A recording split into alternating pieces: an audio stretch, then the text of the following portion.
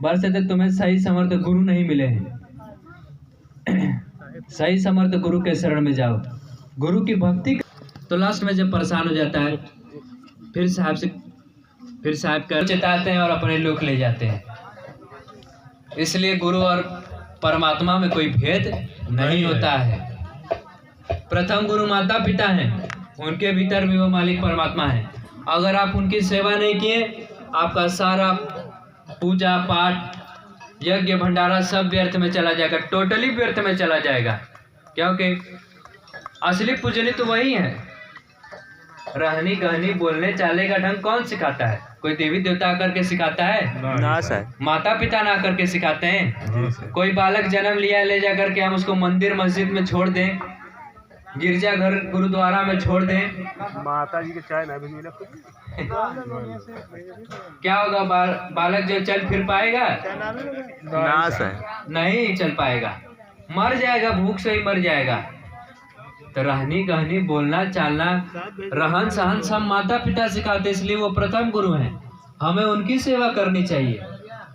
दूसरे गुरु शिक्षा गुरु होते हैं साहब, जो हमें पढ़ा लिखा करके डॉक्टर इंजीनियर डीएसपी कलेक्टर सब बना देते हैं। तो हमें उनकी पूजा करनी चाहिए, उनकी जो है बंदगी करनी चाहिए, उनके चरण स्पर्श करनी चाहिए, उनके आगे माथा जो है पटकना चाहिए। क्योंकि आज आप इस काबिल हैं तो शिक्षा गुरु के ही वजह से है। तो गुरु जी सामने देख गए तो मुंह लुकवा ले रहे, अरे गुरु जी तो छोट बिरादरी का। और तीसरे गुरु ज्ञान गुरु होते हैं, जो कहे कि जीते जी मालिक परमात्मा दिखा दे। वो गुरु कह भी देते हैं, लेकिन जाते भी हैं तो सोचते हैं अरे ये तो छोटी बिरादरी के हैं। हाँ कैसे गोड़ धरी, हाँ कैसे गोड़ धरी, गुरु जी तो चमार बहन। हाँ कैसे इनके घोड़े पे गिरी हम तो है बाबू साहब ठाकुर साहब हमारे बेइज्जती ना हो जाई। हाँ ऐसा जो भाव लेकर के चलता है उसको नर्क तक में भी जो है जगह नहीं मिलती है।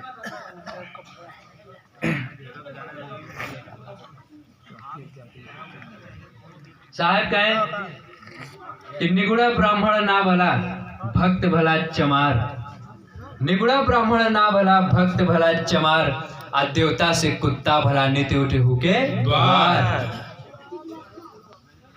और निगुड़ा ब्राह्मण है, गुरुमुख नहीं है, गुरु के शरण में नहीं गया है, उसका कोई मतलब नहीं है, हाड़ मांस खाता है।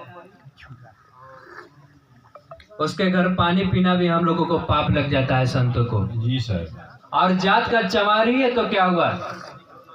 लेकिन अगर वो गुरुमुख है, गुरु की भक्ति करता है, गुरु के नियम से रहता है, तो उससे बड़ा जो है इस संसार में कोई नहीं है साहब। बोलिए सदगुरु साहिब माता जी की साहिब। हाँ देवता से तो कुत्ता बना है। अगर अपने घर में जो है निर्जीव की मूर्ति रख दिया जाए, देवी भगवानों की मूर्ति रख दी जाए, आपके घर में चोरी होती रहेगी, आपको जगाने तक नहीं आएंगे। सब देवता भीतर रही है घर में रह जाइए। अरे अगर आप चांदी सोने का रख देंगे तो उनको भी चुरा ले जाएंगे। चुराता है कि रोज चुराते हैं। सही बात है, हाल ही की घटना है ना साहब, अभी आज के पेपर में दे है। अच्छा हाँ। भगवान चोरी हो गई ना, भगवान चोरी हो गई ना। ऐसी तो दशा है भगवान लोगों की, अपने रक्षा नहीं कर पा रहे हैं। भगवान हाँ माता जी निद्रा अवस्था में रहता। और वहीं एक कुत्ता अगर ला करके रख दे, अगर वो देख लिया कि नहीं कोई बाहरी आपके घर में घुस रहा है, और इतना उसको जो है काट लेगा, अपने प्राण दांव पर लगा देगा आपको बचाने के लिए, आपका धन बचाने के लिए। तो उस निर्जीव से अच्छा तो वो कुत्ता है ना साहब। जी साहब, उसको पाल लीजिए सबसे बढ़िया। लेकिन साहब यह बदले का संसार होता है साहब, बदले के संसार से कोई बच नहीं पाता है। जैसा जो कर्म करता है वैसा फल पाता है साहब। हर जानवर में भी वही जीव है, अगर उनको आप तकलीफ देंगे तो आपको भी तकलीफ निश्चित होगा।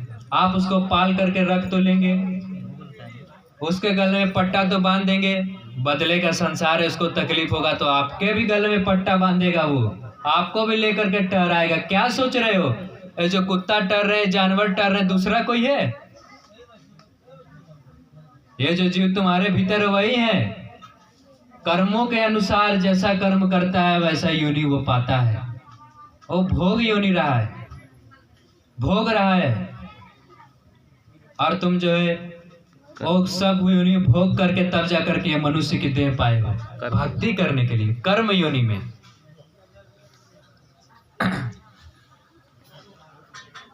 तो ऐसा ज्ञान बताने वाले वो केवल समर्थ गुरु हैं साहब, और दुनिया संसार में कोई बताने वाला नहीं है। बोलिए सदगुरु साहेब साहेब साहेब बंदगी साहेब।